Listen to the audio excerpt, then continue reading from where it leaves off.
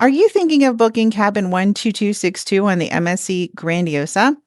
If so, you definitely want to watch this video because I stayed there last week and let me just tell you, it was not all smooth sailing.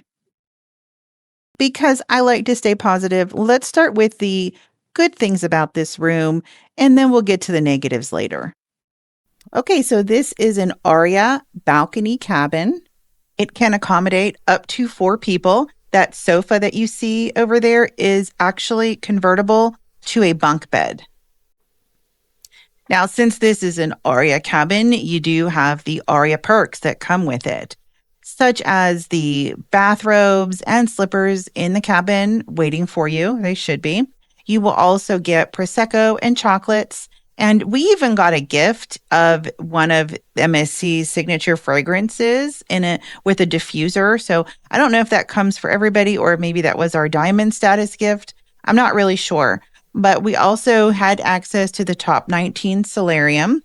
We had flexible dining in the Aria dining room where you don't need to have a set dining time. You could just go in whenever you wanted to. And also unlimited access to the thermal spa, which I did not use. And I will maybe talk about that later in the video.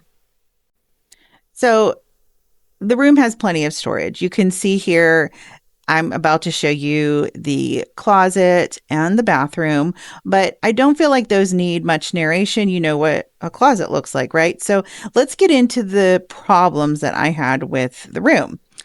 One of the problems was that this room was in a location on the ship that was extremely noisy. And quite honestly, it didn't need to be that way. It was like that due to the choices that the crew were making while we were on this cruise. As you can see by the graphic shown, the room is fairly close to the pantry and service area of Deck 12. Now, I won't pretend to know exactly what happens in that pantry or service area on this ship, but Google tells me that this is like a staging area for housekeeping and for room service deliveries.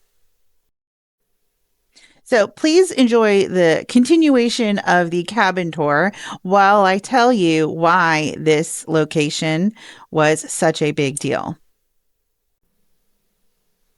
I noticed fairly early on in the cruise that the crew would keep the door to the service area open a lot of the time. I just noticed the door open as I was walking by. And during the day, I could hear noises that kind of reminded me of what you would hear in a commercial kitchen. So if you've ever eaten in a restaurant where you hear kitchen noises from the dining room or just, walking through the restaurant, sometimes you can hear the dishwasher, you can hear people talking, and you can hear forks and knives and silverware clanging around. That's kind of what I heard when I walked past this service area.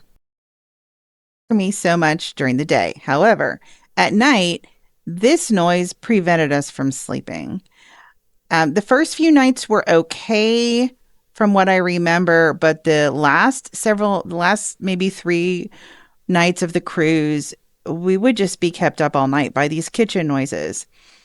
And it wasn't such a huge deal because I knew I was on vacation. I could just rest the next day. But, you do want to get a good night's sleep even when you're on vacation.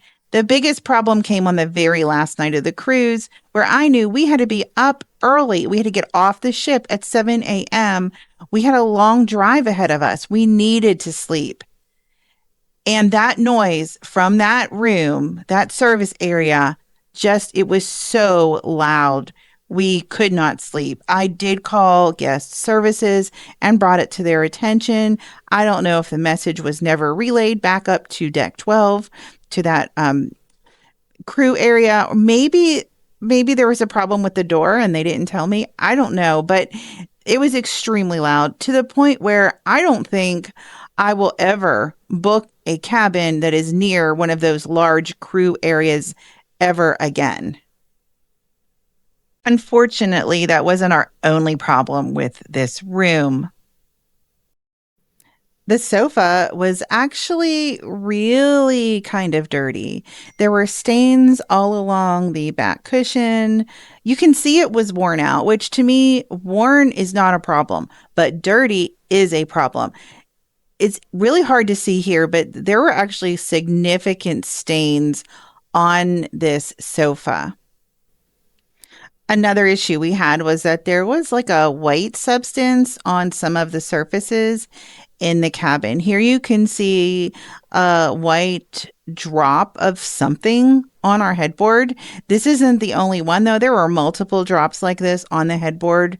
And so I just kind of wiped it off after taking this photo because I don't know what that is and I don't want my head near it. And then also on the table in our cabin was the same thing. Now, this might be like a cleaning solution that kind of dripped, but maybe it's spilled milk. Maybe it's something disgusting. I don't know, but it kind of grossed me out. So I just hurried and cleaned all of this myself because I wanted to get rid of it right away. The next issue we had was with the room service. One of the mornings, I was delivered my breakfast and it had little bits of egg sitting on top of the coffee carafe. I don't know if that's old egg. Maybe it splashed over from somebody else's plate. I don't know, but it was gross. And then my orange juice, this is clearly yogurt on the inside of my orange juice glass. Now, what MSC does with their yogurt is they put it in a glass like this and then they cover it with plastic wrap.